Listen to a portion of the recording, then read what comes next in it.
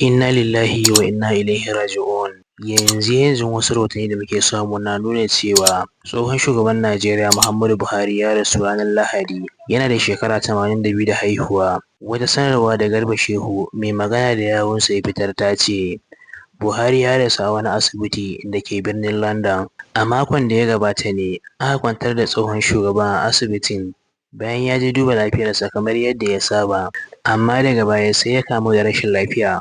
Sai dai Garba Shehu bai bayyana rashin lafiyar da yake fama da ita ba a lokacin, ko kuma sunan asibitin da yake jiyyar. Buhari ya mulki Najeriya a matsayin zaɓaɓɓen shugaban ƙasa daga 2015 zuwa 2023, inda ya miƙa wa Bola Tinubu ragama bayan jam'iyyar tasu ta APC ta sake lashe zaɓen shugaban ƙasa. Shugaba Tinubu ya ba da umarnin sassauta tutocin Najeriya a matsayin girmamawa ga marigayin, in ji sanarwar. An haifi Muhammadu Buhari a ranar 17 ga watan Disambar shekarar 1942 a garin Daura da ke jihar Katsina, kuma shi ne ɗa na 23 a wajen mahaifinsa Malam Harɗo Adamu, wanda ya rasu lokacin Buhari yana shekara 4.